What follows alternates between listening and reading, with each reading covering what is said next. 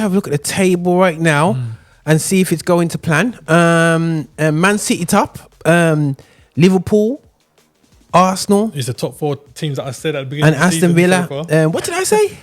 I said I still think Chelsea can cause more problems. I think they're improving every week. Yeah. I do feel that Chelsea will go into that top 4. And I think they will do. On current form, they definitely could do. So far, it is exactly the top 4 that I said. Not in the order that I said, because I'd swapped Arsenal around for Liverpool. So Arsenal would have been second, Liverpool third. But still space for Man United to come true, though. Moving on swiftly.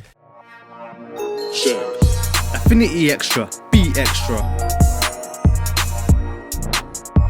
The views and opinions expressed in this podcast are personal and do not necessarily represent the views of Affinity Extra. Yo, people, this is your boy here, Roger Moore from Affinity Extra, celebrating gospel music, Black Origin. This is how we do it. But also, we got the, right now, we do celebrate sport with a bit of a through the eyes of the goggles of the black experience, and it's a different to everybody else's experience. So we see things a lot more different. Hence why I believe the black experience controls YouTube right now. I'm alongside Mark's laughing at me, you know. You got man's like expressions. You got man's like rants. You got DR Sports. You know, man's put up his Don Robbie, a former reggae star from back in the day. No, who's a dancehall star? What do you say, the UK? Boy, I don't know how you want to call it. Dancehall, reggae bashment, whatever you want to call him anyway. So yeah, but a former, like, you know, DJ used to call DJ back then. A former DJ in the scene has become Sky Sports, but you got DR Sports. Because when it first came up, I said, what's this DR Sports? Don Robbie Sport. That's how man's going on, you know. Jeez. He's made moves, you know, from the channel he started on for the Arsenal TV. Like, the guy made some serious moves. Bro. But he did benefit from Arsenal's demise. Yeah. Arsenal struggling, man, like Tubes and what they were saying. Yo, he did, which is fair. He's a businessman and he's done his thing. He's a passionate Arsenal fan. Why can't he do it? So, right. So we own the spaces, but guys, this is, if you're wondering why we haven't done many RVMs, I've been real busy. Haven't been avoiding any subjects. But you've been ducking talking about Man United. I don't duck, man. Listen, Man United saga has been going on for a long time, but we still pick up trophies on the way, unlike some people. You know, the one there still in a success. When they do one, I don't. Listen, we were picking up trophies all along. Listen, bro, there isn't a trophy we didn't pick up. Which trophy did you pick up last season? Listen, Liverpool, right? Even during our period of a dry spell, the only trophy we didn't pick up was the Premier League. We picked up everything else. I mean, past 2 seasons, not this season, but the season before that, past 2 seasons, how many trophies you picked up? I don't know. Exactly. All right, guys, rest my case, man. Them trophies didn't do nothing for you. Listen, bro. We're talking about positions where we're in the Champions League. We're getting money coming into the club. That is more value than because you need the money in it. You need the money. Or League Cup at the moment. You can't survive off your North London and Liverpool fan base. You don't know where we got more money from our position in the Premier League than you got from winning the cup. Listen, bro. That's how deep it is. Listen, bro. We just sent out a new shirt and we got more money than you. Stop, blood. You know what I mean? Ain't nobody buying no Man U shirts at the moment. Listen, there ain't no money to buy shirts for. Listen, guys, as you can tell, we're going into that competitive vibe. But you realise Marx is a former Tottenham fan that's converted to Liverpool because I bind that in Jesus' name. Listen, bro. Guys, if you watch this, there's a video that came out, you know, Channel 4 video, the guy explaining he wrote the book for Arsenal. Yeah, he wrote a book about the black team, which is Arsenal or whatsoever. And he's a Liverpool fan. You know what I'm saying? A Liverpool fan from Northwest London. So let's ask people, where's Marx from? St. Lucia. Yo, people, exactly. We know what's going on. Failed Spurs fans, you know what I mean? They all support Liverpool, you know. We don't know when they're still, you know what I mean? So that's the way it works out, man. But 100%. It's actually, I'm going to go on. I know Anti's got it there, but you know, would you say Arsenal is the black team for the UK? It's not the first team to have black players. Yeah, Let's it's be not real. the first team to have black players. But And I don't like this saying of the black team. So I'm going to say no, solely because I don't like that saying. I understand what people are trying to say. Yeah. There is, a number of black players coming through Arsenal. There's a number of black players getting opportunities and stuff. Yeah. And that has been the case for many years at Arsenal, no doubt. But they say, they're trying to say it's the black team here based on history. Yeah. But every club was going on pure races anyway. So what difference does it make? Yeah. No. My dad did say to me he had experiences because my dad was out when he first came from Jamaica. He went to Albion games. We watched Seal Regis, Cunningham, and all them guys there still. Yeah, the 3 degrees, and my dad went to watch these games. You know what I mean? And he said that Man United fans were racist. He goes, Leeds fans were terrible. You know what I'm saying? Arsenal fans had their days as well. Yeah. You know what I'm saying? You know, and I think 100%. Birmingham City, which was terrible, and I think Birmingham. They said that Birmingham had the first black player. I think it's Joe Heritage, and he had a rough time. He became a big man afterwards. Got injured. He said that people, Birmingham City supporters said he'll go to the bulling market, pick up bananas to the game to throw at his own player. See, there's a reason why. Yeah, go on. There was talks many years ago about having a black football league because black players were being abused and weren't getting the same opportunities as their colleagues. So I just think the lack of numbers in this country. I think the inability of I think that would have happened like in America because they had black ice hockey leagues, they had black baseball leagues, they had black all these. I just think that the lack of cohesiveness of Caribbean people, I think, kind of allowed that not to happen. Because I think that could have easily happened in the 70s and 80s. Yeah, to this, you know what I mean. So. That's a really touchy subject there, the black experience in the UK, and I think that it's not just about just saying referees are biased against us. I think it's such a wider subject than just it's just not fair, and it's not just because of football; it's because of society itself. You know what I'm saying? And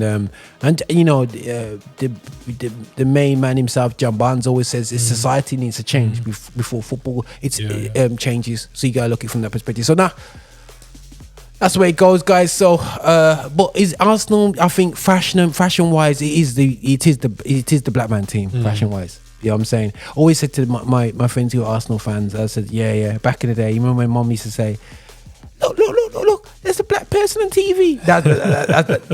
That's watching them. That's watching Arsenal. You know what I mean? So, no, the big up to Arsenal because, like I said, I remember when they beat you for the title. I was never forget this. Roadcastle and all them guys back in the day. I remember that. I remember that game, bro. I remember that game. And that was a team, though. That was a serious team. Yeah, man.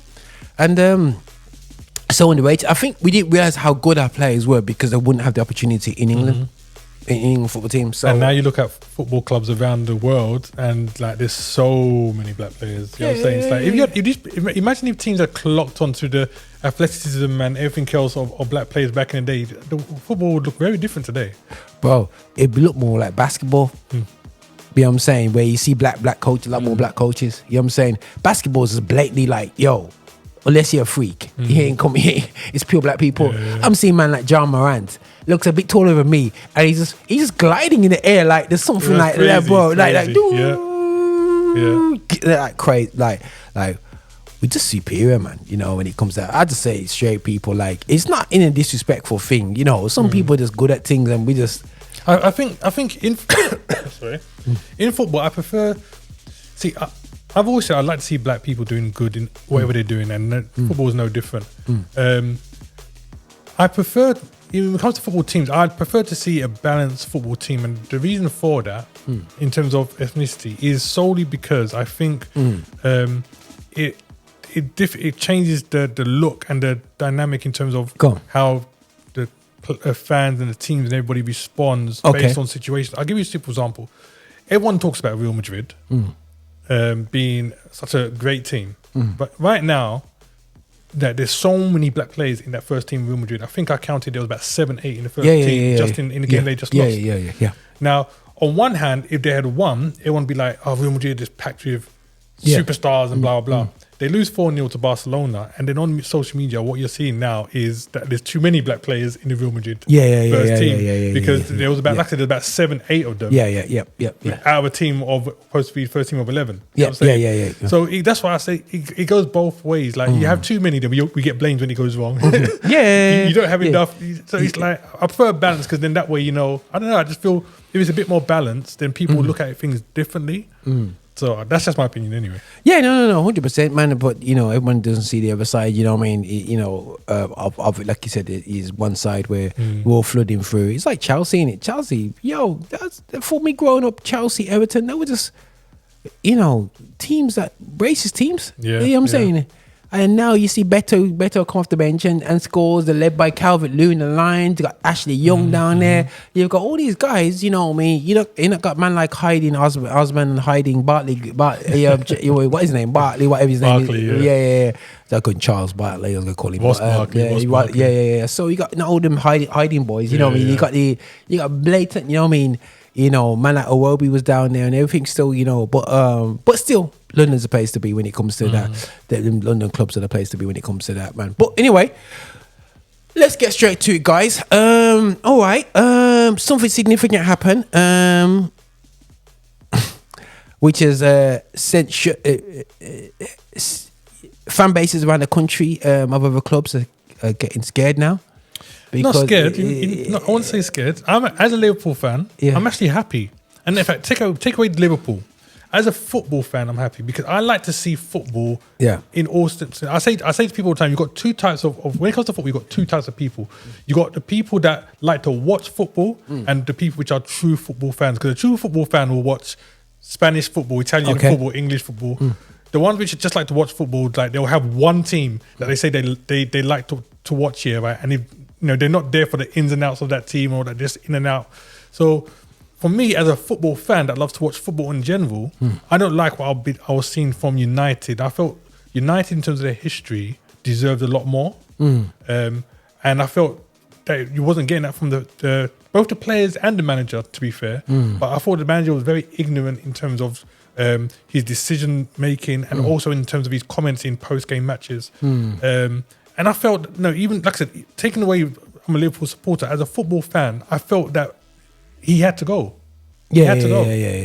Yeah. Because think about it, if the amount of chances that Ten Hag got, like you're not getting. I can't believe it. Yeah, bro. If that was Chelsea, he's gone a long time. Yeah, bro, gone. I was saying. By the way, if you think what you're talking about Ten Hag got sacked. And another manager looks like he's gonna be that Portuguese brother gonna be coming in. But the thing is, I was saying to my friend, when it comes to teams like Man United and Liverpool, sometimes we overly pay. Some people get some extra lives out of close. Extra lives. You know what I'm saying? Because even when they're under pressure, they go back to another home game and you got the whole fan base is back in the team. And you're thinking, if that was Chelsea, you're getting booed? You know what I'm saying, bro? The thing is, I'm looking, like when you guys had Mourinho didn't get nowhere near those kind of chances. And I felt he was doing better than Ten Hag personally. Yeah. So he wasn't backed. I think Mourinho would have succeeded with this management structure that have above him because they would go and get the players that he wanted. I think Mourinho was stuck because the infrastructure did not suit his style of management. Not even style of management, it just didn't suit having a manager that wants players. You know what I mean? Because of this dilly-dally and buy players and put people on contracts like it's a business and not focusing that it's a football club and you have to function a certain way. So for me it is. But end of the day, so Ten Hag has got enough chances. He's got away with it. And they even gave him a fifth chance at the beginning of the season. I think he got that little, reprieve when he, won the FA Cup. Yeah. So I thought, you know what? I think his sacking was always coming, despite what the board was saying they're backing him. I'm watching the results and I'm thinking, all they're waiting for is for you to lose a game because he kept getting away. He kept putting out a draw or last minute wins. Yeah. And that's what kept him in. And I thought, as soon as you lose, it's done. It's done. It's like even when he lost, when he just about drew Villa, you know what I mean? And he's come out not playing good football, just trashing it out. And I think that, like I said, he's kind of got away with it, man. And, and it's a shame because I thought he would come in and do a job, you know what I mean? He did a good first season.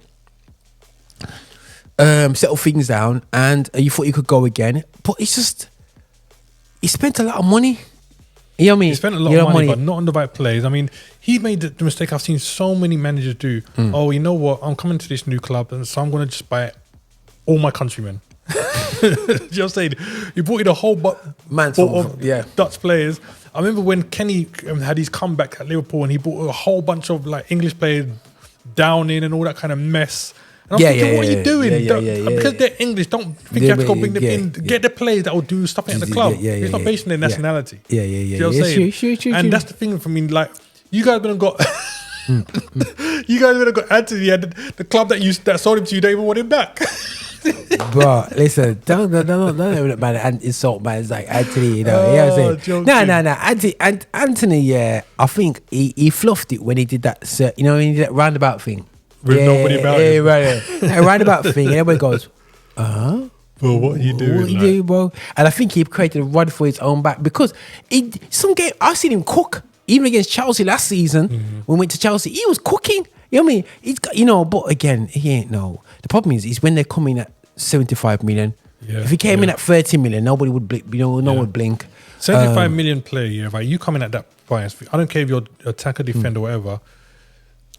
For a season of 38 games, I need to see you pulling out the bag like top of performances for at least 30 of those games. Yeah, true. You know what I'm saying? For 75 mil.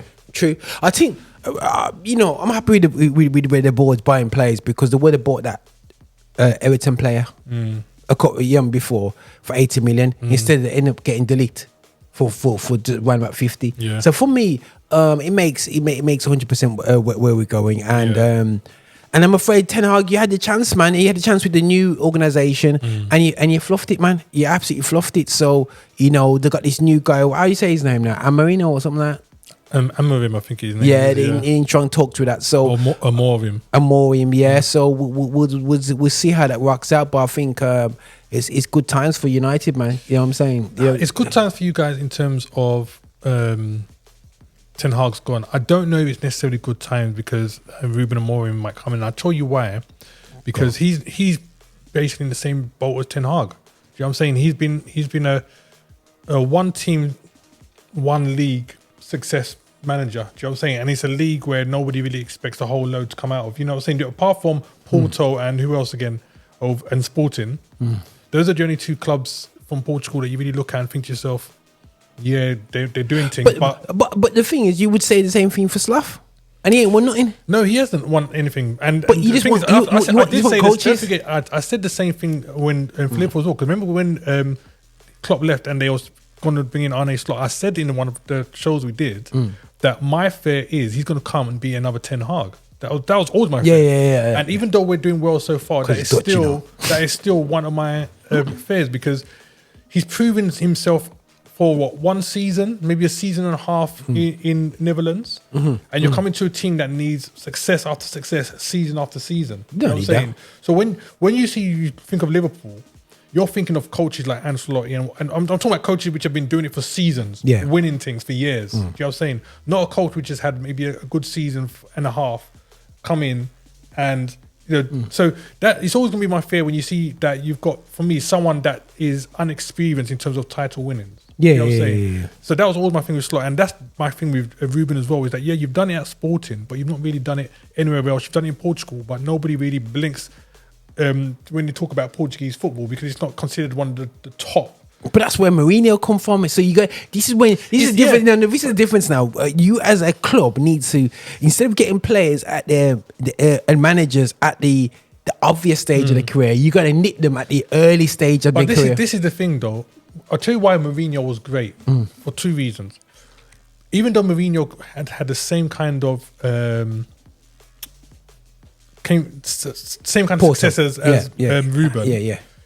When Mourinho came, he was an inventor of the style of football he was playing. You know what I'm saying? There was nobody playing football the way he was playing. Yeah. Just like now, there's nobody really doing football like how Pep is doing. You know what I'm saying? Seriously, Mourinho changed the game in terms of his style of management and team management when he was at Porto. Because Conte's a very Mourinho style. So when Mourinho came in, there was no team in England, full stop, not Liverpool, Arsenal, Man United, playing football the way that Mourinho's having Chelsea play football. You know what I'm saying? So that's the reason why I think that helped his success, because nobody was used to that style of football.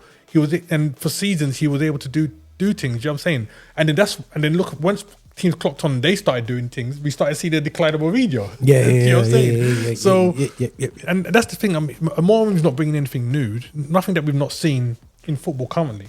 That is my thing. I think you can come in and you could be successful. Just like Slot, I still think to myself, I'm waiting to the end of the season to see anything. I'm happy Liverpool doing all right so far, but I'm waiting to the end of the season. That will be the storyteller. And I think it's going to be the same thing for Ruben. I think United fans need to look at Ruben and say, we've got a manager, he's done well over in Sporting, but let's not expect he's going to come in, change the club overnight, win things all of a sudden. Let him come in, build a team, give him a season like you gave to Ten Hag to see what he's about, for him to get used to the team. Then second season, maybe you want to start seeing proper improvements and whatnot. For me, when a new manager comes in, especially to a top team, I reckon unless you get lucky and he hits the ground running, you really need to give that manager about 2-3 seasons for him to transform that team. Okay, cool. So we can see the nervousness in Mark's voice. You know what I mean? Yeah. Mark's ain't nervous, man. I'm more nervous for my team than I am for your team. The nervousness in the team. So so big up. But I have to say, I was thinking the other day, look at Ten Hag. Listen, mate, man have gone personal with the way they're violating people, online. And I will have to say that people, and to the online people, I think they almost got it's almost like, when we say to friends, don't racially abuse players or don't, we got to see how far we go when we insulting people. When people are calling man Neanderthal and all these business and whatever, I'm like, bro, like, if his family hears it or he's it, So one thing I will say, and I think that sometimes I know we get frustrated, and maybe I as a Christian, I don't really put out there how I feel. So even if I did a live, I'll be like, but that's about it. You know what I mean? But sometimes it go on in such a way, you know what I mean?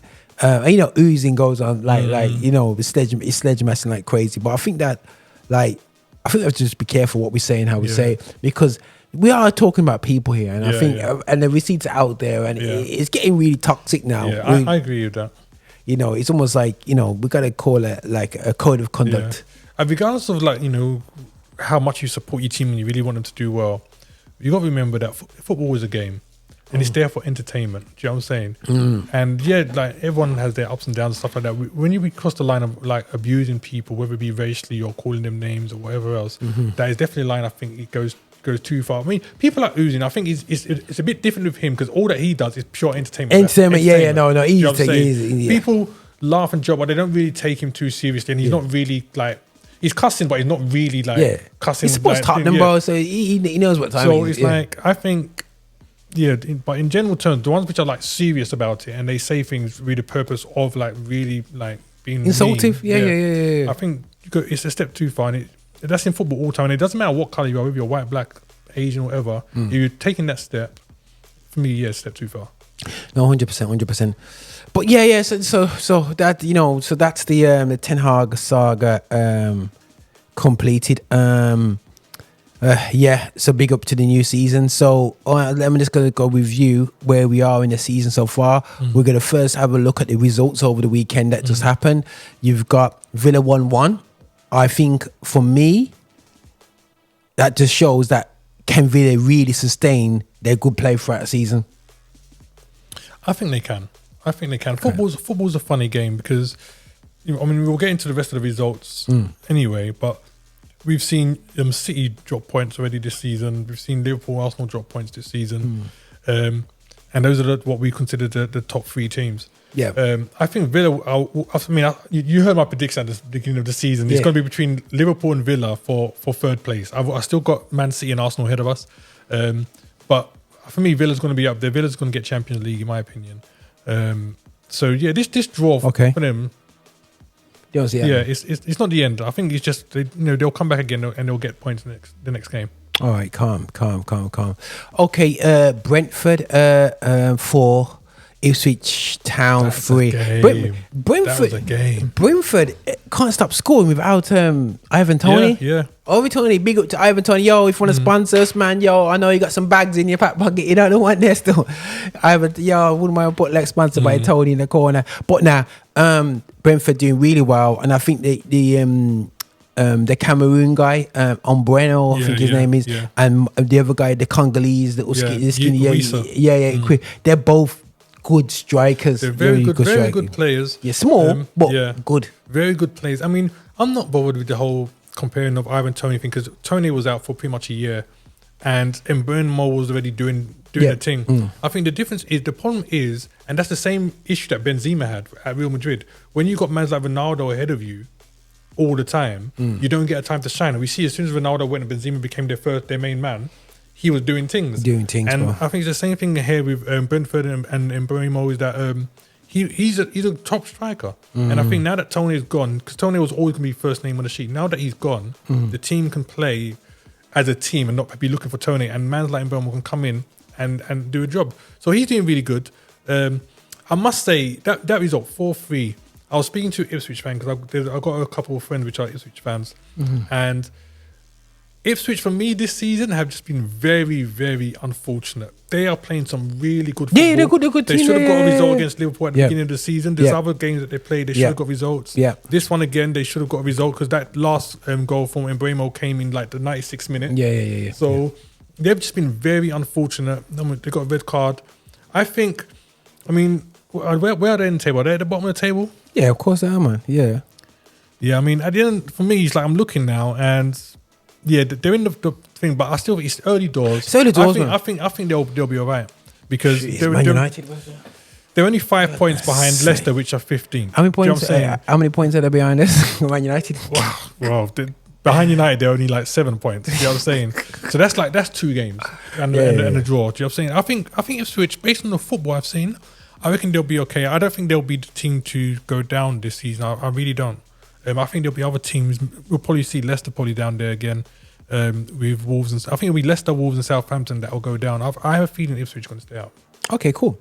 All right, then. So we got Brighton and Wolverhampton Wanderers. Wolverhampton Wanderers is another unlucky team as well for me. And I think that, this is the part of the season where managers decide whether to change their style of football or stick to doing what's working, and they stuck to it. And they've gone a very hard fixture away at Brighton. Don't say that, yo, bro. That's the fixture where you're like, oh my gosh. I don't Liverpool to play them. They always give us a tough game. Yeah, bro. Brighton's that team, and you know that Welbeck always gets their goals against the big teams. He's so he is such an underrated striker. Welbeck is. He just keeps on scoring, and he's not even that old. He's probably early 30s now. He's not, he could do a job at Man United right now. I'm sure he's better than Højlund.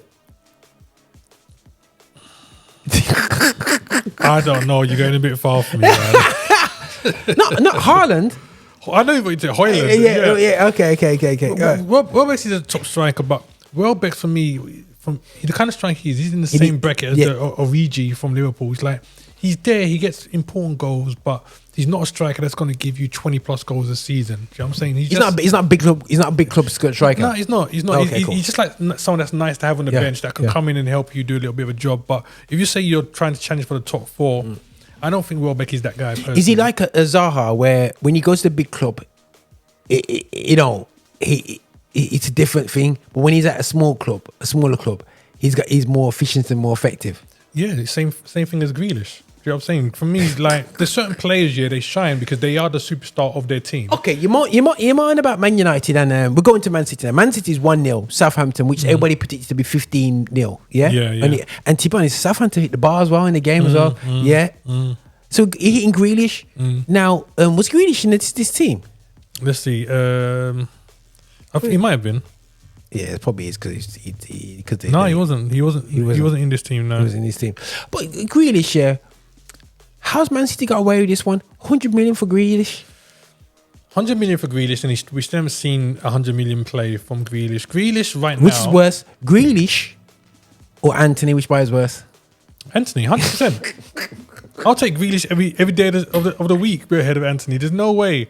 I wouldn't pay 100 mil for Grealish, but then I wouldn't pay 75 That's for Anthony. Looking at the value as well, value-wise or whatever, you still pick... I'll still pick Grealish. Okay. If I had to choose between Grealish and Anthony, yeah, I'd pay the extra money to get Grealish because I think he just gives you more. The only problem, like I said, for Grealish right now is one, like I said, when he left Villa, he was their main guy. Do you know what I mean? He was their Messi, essentially. Do you know what I'm saying? He's come to Man City. He's never going to produce the same thing because you're fighting against other people which are superstars in that team as well. You're trying to force out people like Foden and Bernardo Silva and all these kind of things. So he was always going to struggle. He was never going to get first team straight off. He would have to come in and score every game in order for Pep to be playing in first team. But I think he's a good player. But he'll never have that shine on him that he had at Villa because he's not the main dude. But yeah, he's a decent player to have. Not 100 mil. But a very nice player to have. I'll take him at Liverpool. So, okay, cool. But Man City doing the job, ticking it over, 3 points, you keep it moving. You got Champions League in a week, so you just keep this moving anyway. So yeah, Everton versus Fulham. I think this is when Sam Dyche becomes his own, where you can get outplayed the whole game, and you got a footballing team from like Fulham who are good football. Mario Silva, good manager. Has got them playing decent football. He's lost top players and he keeps it moving. And he outplayed Everton, but Everton, Sam Allardyce, not Sam Allardyce, forgive me. No, I know what you mean. What's his name? I forgot what's the manager's name? Good. Is it Dyche? Or something? Yeah, Dyche. Anyways, I'm going to Sam Allardyce, but Dyche. He just knows how to do it when it hurts, bro. No one there. You know what I mean? He hits it and it hurts, and Betu comes off the bench and he just scores a cheesy goal, and the job's done. And sometimes you just need to scrap a jaw for you. You know what I'm saying? Fans don't like it, but fans will take that. When you score last minute a draw and you played rubbish, fans go back happy. Yeah, they got something. It's something there still anyway, man. But there's quite a few games on Sunday still. I think we missed one, in fact. So because Friday we had Leicester, Nottingham Forest. Oh snap! Yeah. East Midlands derby. You know what I'm saying? Nottingham Forest, Espirito got violated by Spurs. Yeah, for me. I'm not disrespected. He got disrespected by Spurs because I felt like he's better than what they made him out to be. 100%. And he's got his head down and pushed on Nottingham Forest, man. And Nottingham Forest are playing good. And Chris Woods has said that he's the second best striker stats-wise in the league. Behind Haaland. Yeah. That's not easy, bro. No, it's not. Nottingham Forest have been playing some good football. Like they've been doing their thing in the background for a while. I'm not surprised by this result. Leicester are okay, but if you watch Nottingham Forest, they've been doing decently. We don't talk about it much, but Nottingham Forest, to me, they've kind of been going on like Chelsea for the past few seasons in terms of the amount of players they've been bringing in.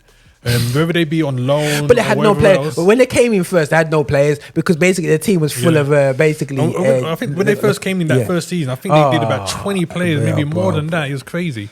And that owner just came in some looked like some mafia from the Mediterranean. So, he's coming in and just did some things. I'm not surprised by that because, like I said, Woods is on fire at the moment. Nottingham Forest is playing some decent football. That is a good result. And to be honest, Hudson-Odoi, a footballer that should have gone on, and he's looking like, when he used to cut in for Chelsea and you look like Bayern Munich was interested. If he goes back to that form, they've got a good player and they've got an honest player like Ilanga on the other side.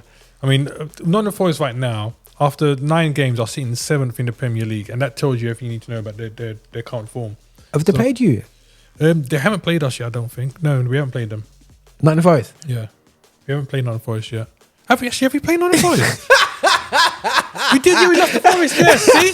We lost the Forest, we lost the Forest. This is a Liverpool fan for you guys, Listen, I was so traumatised, man. So traumatised, I forgot. But that's my thing. Nottingham Forest are playing really good football. We're still above them, but they're playing really good football. And that's my point, is that if you've got the right manager and you've got the right players here, right? That suits the manager. Yeah. Then you can get, even that's why I say to people, not the reason that Klopp for me was such a good manager was because when he came to Liverpool, right, we didn't have, we had like Salah and the top 3 that we think, but our midfield wasn't great. We had a poor midfield. We had Milner and Henderson and all that. Even though them guys were like, solid, they were poor in terms of creativity and all that kind of stuff. And he was changing between the apart from our front three, the rest of our team, for me, apart from Van Dijk and Trent, we didn't have, for me, a great team in Alfred and Alisson. And I think that he's come in and he's got the players working as a team regardless, and he was bringing in the youth players. And I think, like I said, the right manager with the right players and get the players to buy into what you're doing could do a job. Because right now, like I said, Nottingham Forest, 7th in the league. For me, that says all you need to know about the difference between what they did last season to now. 100%, man, 100%. Big up to Forest there still, yeah. All right, Sunday look back is Chelsea is looking dangerous now, bro. They are. Because they balled you off the pitch the other day. Yeah. You know what I'm saying? Went to Anfield and actually played better than you. It's all right. We got the result we needed. That's all that counts. But yeah, I'm going to say, I agree with you. Chelsea are looking a lot better now. And Casado's looking like it's like the manager hasn't come in and been vocal about who he's cutting and who he's keeping. You know what I mean? He just did his job. He just and put them through. You know what I'm saying? And he goes, okay, you're a £1 billion player, but I don't really care. So he's just moving a certain way. So Chelsea beat Newcastle. Newcastle is a solid team still. Yeah. Still a solid team, and they got this. That's a solid result. You know what I'm saying? But because of the defense against Liverpool, they prove that if you really get at the defense, it's kind of bogus. Reece James ain't the same player either. No, not. I saw him on the team, and I thought, you know what? For a guy that was getting so much praise and whatnot, I think his injuries have caused issues for him. Yeah, he had a lot of injuries which kept him out for a while. And he hasn't been the same player. Let me be honest, man. He's a guy that, like Wayne Rooney, if you start playing football, they just tick up. You know what I mean? He's got that guy. He's got that build, man. Yeah. And you know what I mean. And he's a strong player. But the problem is, once you get some injuries and you tick, bro, he's just messy. He's not light. You know what I'm saying? He's not like athletic. With just defeated body types, man. And he's a tick type, man. He's strong, technically gifted, powerful. You know what I'm saying? But when he name too many dumplings, you see it in his cheeks. You know what I mean? So, you can beat me up for that, Chelsea. But you know what I mean? I'm a strong boy. You know what I'm saying? And when I saw him the other day, he just looked like. He just like too heavy. You know what I'm saying? And when you touch goals and you this goals and you that goals, you can't be spending majority of the last 3-4 seasons off the pitch and think that's not going to affect you. And that's the other thing. I'm surprised that they still got him as captain of the team. So. But they ain't got much choice, bro. We'll see. You know what I mean? It's either that or Enzo. You know what I mean? But anyway, let's not go there. But Crystal Palace. Yeah, that was a good result for them. Yeah, I would say, as usually would say, crystal meth. Listen, Crystal Palace will do a good job. But they have been doing good as well. Yeah, they have been playing good ball. I just think that Eze hasn't really hit form yet this season. And Mateta's still in Olympic mode. He's coming again back into things. Yeah. And they got Enteke, which is going to be good for them. They got a decent striker in behind, where I didn't think they had that last season. But they got a known goal scorer right there. So I think they're going to come through nice, man. You know what I'm saying? Crystal Palace fans are going to hate me for this, but I think Eze needs to leave Palace. I think that I think there's a lot more. He's got a lot more in him. I think right now he's hit his roof at Crystal Palace, and I think because he's hit his roof here, we're not seeing more than what he can give. I really do believe that is one of the most talented players in the Prem right now, and I feel that he needs to go to a team a bit bigger than Palace in order for him to improve. Like I said, Palace fans are going to gun me for it, but I think he's hit his roof at Palace. He's not going to, if he stays at Palace here, right, he's not going to get any better. But I think he's got a lot more in him. So you see, like Olise now, it's gone to Bayern Munich. Oh my gosh, bro, he's just decimating the place over there, bro. Absolutely decimating the place. You know what I'm saying? But I feel in that one, Tottenham's innit? They're like, we're high and low in it. You know what I'm saying? I mean, bro, they run out of sugar.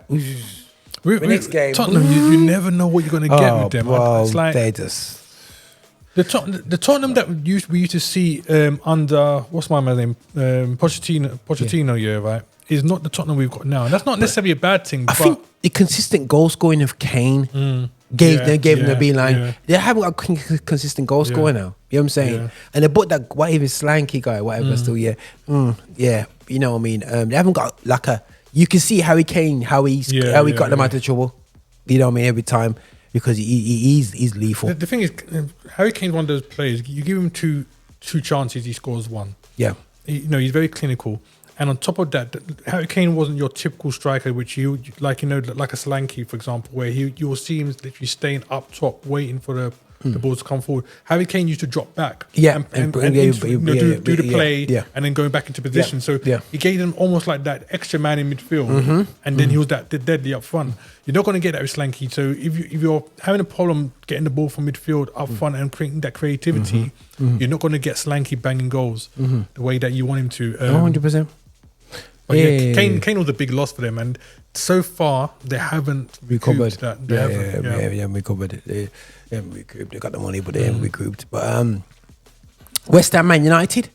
I think we covered all that already, still, man. But that's just a issue. We had bare chances. We didn't take our chances, and then to let them come back in and absolutely murk us off was just embarrassing.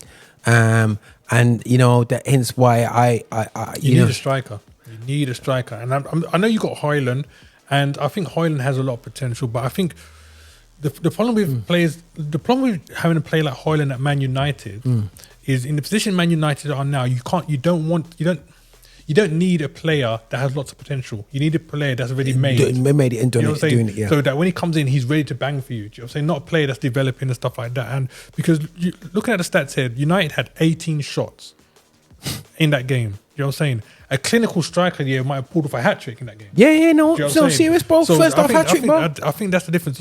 That's getting booed. West Ham getting booed at half time. That's my thing. So I think if you get a clinical striker and Mourinho does come in. Also selection, bro. For me, man like Rashford and Garnacho, bro. You just, it's like it should be Sancho and day or night. I'm not Sancho fan with his attitude, but it should be Sancho and Ahmed if you want that technical gifted, you know what I mean? And Xerxes up front, you know what I mean? Because they play ball, bro. But the thing is, at the same time, you need your team to progress up. I'm missing Mainu as well, all these little things. But no excuses. The managers, we know what he's doing. You know what I mean? And sorry, go on, man. We lost 2-1. You know what I mean? Got good players there, so we sorted that out. Big game of the weekend was Arsenal versus Liverpool, which I thought was an interesting game.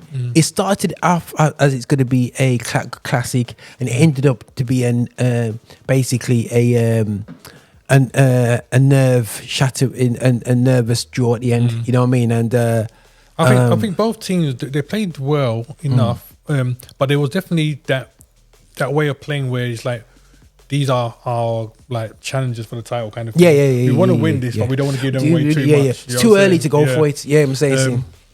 A lot of people were making fuss at the beginning of this one, saying that Arsenal got a lot of players out and that this is an opportunity for Liverpool. But I've been saying to people from the time I saw this thing with and they had the players out that Arsenal are a team challenging for the title, and they have a squad big enough that to continue challenging for the charge, even if they lose people. Do you know what I'm saying? And I knew this was never going to be an easy game for Liverpool. Definitely not at the Emirates. So I put it down as a 1-1 draw in my pre-game thing because that's what I saw coming. And so they had White. White is a decent centre back, bro. White is a centre back, really, next to Gabriel. So you're not really losing much there. No, you're not losing much at all. You know what I mean? Partey right back. Timber. Timber's a quality player. If you look at that team that Arsenal had, right, it's a solid team. It's all players like Partey, we know he's solid. White, Gabriel, solid. Timber, solid. Then you got your usual Saka and Rice, Mourinho. So even though they lost players, they had big boys come in. And don't forget, you had man like Jesus on the bench, Kiwior. You know what I'm saying? So they had big men. They still had Raheem Sterling, Jorginho, and Zinchenko on the bench. Yeah. So they had a good team. Well, you had a good team. We had a good team. I think for us, the only thing that was missing in our team was our keeper. Alisson was out. You had your first team out. I'm looking at your team. How are you feeling about Jones? Because he's a superstar at the moment. I like Jones. I do really like him. I've been saying for the start of the season, I want to see Liverpool giving him, Elliott, and some of them young boys a lot more chance because I reckon they're big ballers. What about Endo? Endo, again, he's a solid player. I like the fact that we're playing Gravenberch ahead of him in the position that Endo would because that mixture of Gravenberch, McAllister and Szoboszlai, I think that should be our first. Yeah, Szoboszlai is injured. No, he played. He came on as a sub. Okay. Yeah. That's what I'm saying. I'll play Szoboszlai instead of Jones. He's better than... I would play Szoboszlai as well. Instead of Jones. Yeah. I think that's the only thing that I would do change there, and obviously the goalkeeper. The thing is that Jones played so well. I think he merited the start in the game before that. He played Chelsea, so well. I think he scored one and had an assist, or he scored two. I can't remember, but he played so well in that game. He earns the right to start the game because on that form he could come in and do a job just as well as Zaboslai could. Yeah. But yeah, I think both teams have played well. They both had certain players missing because don't forget we had no Jota either, who's our main striker. We didn't have Alisson, they both had key players missing. I think a draw was good for both teams. I do think that, especially this early in the season. Cool. Obviously, Man City at top, but early in the season, a draw was good. Good. Okay, cool. That's safe. We're cool with that. And okay, so we're just gonna have a look at the table right now and see if it's going to plan. Man City top, Liverpool, Arsenal. It's the top four teams that I said at the beginning. And Aston Villa. What did I say?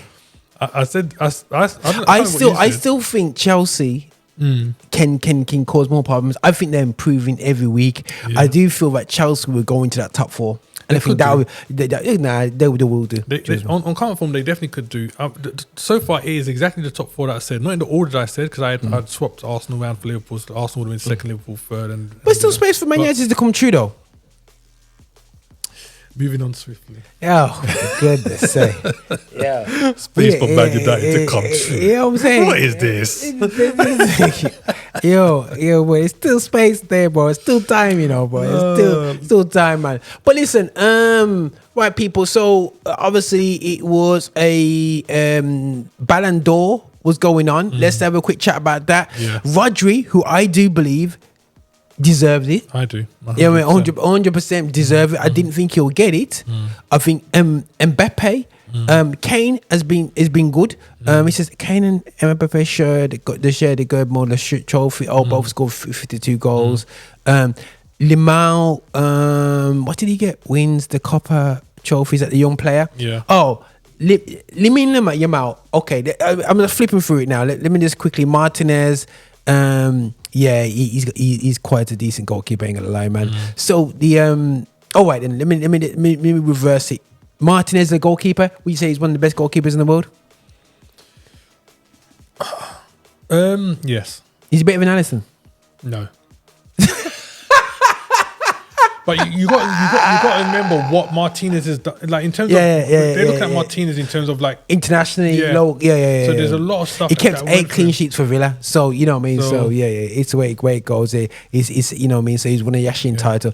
Because you mean for me, he won the Ballon d'Or, and I think if you based it on what he's achieved recently and form, fair enough. But for me, he doesn't come in the top 3 in the world. Okay. That's my opinion personally. Yeah. No, that's cool. It's cool. Lamine Yamal. Yeah. Somebody said he's better than Messi when Messi was the same age. Drugs. Drugs. What's drugs? Whoever says that is on drugs. Listen, don't get me wrong. He's up there in terms of what the top talents. Very good. But in this world, right, we've seen some very unique young talents coming through over the years. Messi, Ronaldinho was a beast, still is a beast. Remember Enzo Fati come through. Listen, Fati was sharp when he came through, A lot of guys, when they came through young, were absolute beasts. And Yamal is very good, but I don't think he's in the same breath as a Messi and Ronaldinho and them kind of man as yet in terms of that age. If you watch stuff from when Messi was young, what he was doing, just for fun. Just saying, not even on the pitch, just for fun. I think Yamal's got something different, bro. Because it's something different because the only person who did that sort of madness was Pelé. Yeah. These some people don't realize. Pelé, Maradona, Messi, Ronaldo, they're all talented players as teenagers, but you do not go into World Championship finals and carry a nation in Pelé's time in a cold, wet Sweden and be flicking balls over man's heads and scoring goals and banging off as a 16-year-old. You don't do that, bro. That's just violating the rules. You know what I'm saying? And Yamal, in this being the Euro, his goal against France, when he cut in and top bins it, I showed that it was against France. That was, bro. I like him, but no, 100%. To be honest, he's a top player. I'm not going to take that away from him. But if we look at the Euros, in the whole of that tournament, there was maybe 2 teams playing good football. Every other team was playing poorly. Yeah. So for me, I think it was easy for him to shine. Who was the 2 teams? When the other is Spain and Because England did it. no, Spain and oh gosh, France. no, France weren't Yeah, terrible. France weren't any good whatsoever. Turkey. Was it Turkey? Turkey was playing Bordeaux. I can't remember. There was another team I had 2 in my Germany. head and it's gone out of my head, but Germany. But Spain was one of them anyway. Yeah. You know what I'm saying? And like for me, Germany everybody else playing wasn't playing that great. You know, regardless of how far people got, team performance wasn't great. Spain like played good in every game. Do you know what I'm saying? So it was easy for him to go against these weakened teams in terms of performance and shine. But he's a top player and he's still doing it at Barca. He played a big role on a weekend in the 4-0. So cool with that. All right. But this whole Ballon d'Or thing, though, I think the good thing for me is that the reason I think it's good for football that Rodri won it here because we usually see. Hold on, we're gonna get there. We get there.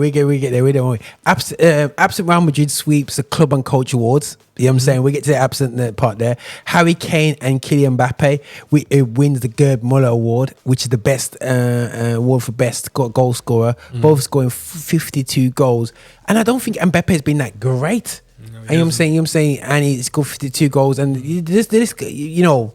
Once he settles down, it'll be nice still. You know what I mean? But yeah, Rodri now won the award, and I can tell you guys the order of the thing. I've got it here. You've got Kane was number 10, Kroos was number 9, Lamine Yamal was number 8, Martinez, Loretta Martinez was number 7. How is he above them, man? Still, Mbappe was number 6, Haaland was number 5, Danny Carvalho was number 4. Bro, listen, bro, he's just a Carragher. He's like Carragher, but for Real Madrid. You know what I mean? Just the, but anyway, that's harsh. Jude Bellingham got number 3. You know what I'm saying? Then Vinny, then Rodri. I can't argue that. The top 3 are exactly who I think should be in the top 3. Yeah. I think, like I said, Rodri deserves it. But this fuss that Real Madrid are making, for me, it just puts a stain on football because it's almost like because they're Real Madrid, they believe that they should have a player that wins it every season. It's ridiculous. Like I said, it's good for football that Rodri won it because we're used to seeing season after season, the person that wins it is an attacker. And I've always said, there's more to football than just attack. There's players that are like, there was one season where I think Van Dijk should have got it because he was absolutely phenomenal. Yeah. And Rodri, again, I like to see the fact that Rodri got it. I think Real Madrid and their players should be ashamed of themselves for not turning up. Yeah.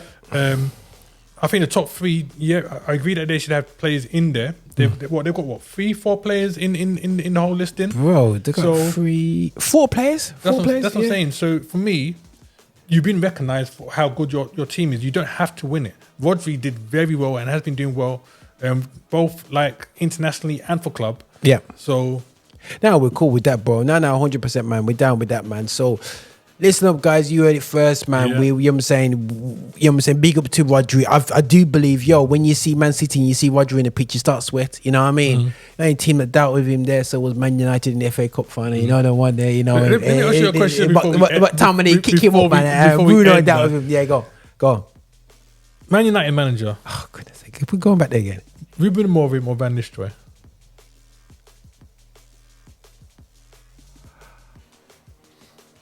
Okay, I said for the beginning of the season, Rude was the legal and general insurance policy. Yeah, forefront. Yeah. The thing is, they're both young managers, both in the same position. I think we're traumatized by Dutch managers.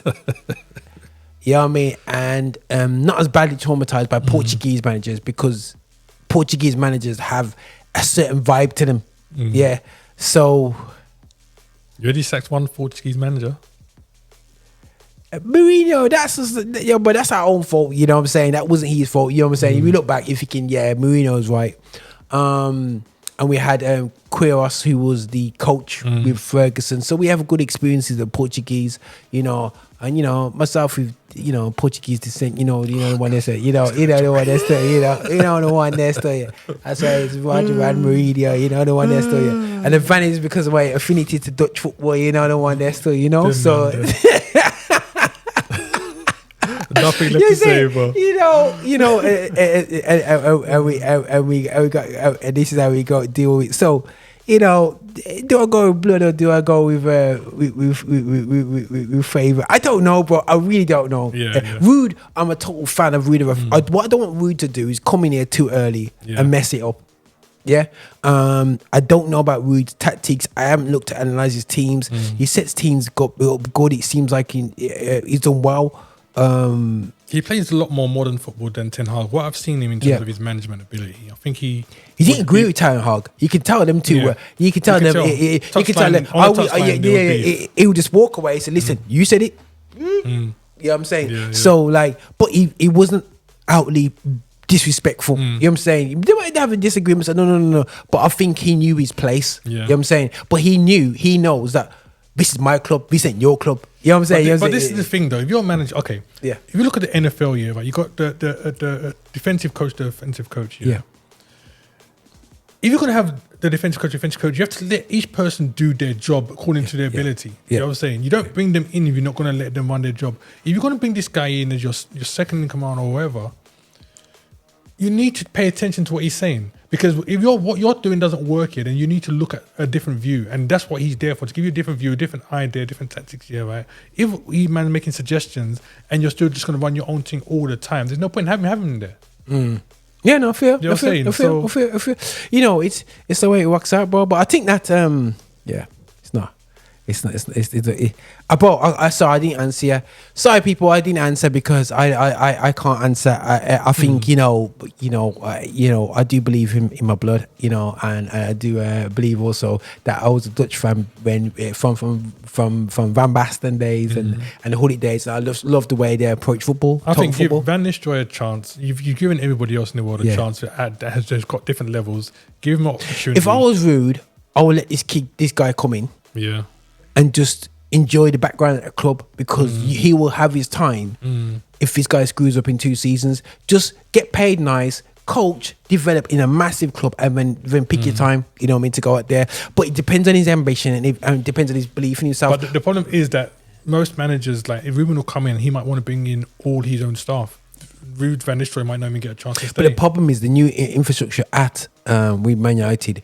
You can't dictate. You're coming in to coach the team. We're not coming in like, oh, you can bring your bridges as well. They're dictating who your scout is. They're dictating. They got technical divide. So they got too many big men. They ain't got no jokers. They got literally the Avengers when it comes to the top. So we've got the infrastructures there. So I don't think he's gonna have that room. And the coaches now just want to come and just deal with the team. Who you got for me, boss? Okay, this is what I would like. So I'm quite comfortable with either one of them. Yeah. I think that's the best way out for me. Okay, cool. But this is not people. Yeah, Mark's trying to catch me off at the end. You know what I'm saying? You know what I mean? But you know how it goes, man. But now, big up to everyone out there. Thanks, Marks, for jumping in. We told her that we're not doing enough RVM, so we'll get back on the track with that. Now we can because Man United is sorted themselves out now. So I'm more invigorated to do more shows. But listen, guys, nothing but love. This is Roger Marx over now and a free to extra. This is how we do it, man. Love. What's going on, people? I'm DJ H. Make sure you check out all the stuff Affinity Extra's got going on, man. We've got loads of content, loads of things coming out. Make sure you like, share, and subscribe to the channel. Listen. Don't go anywhere. Make sure you like, share, and subscribe. Subscribe is the main thing. Make sure you subscribe to the channel, like it, and share it with your brethren. Yeah.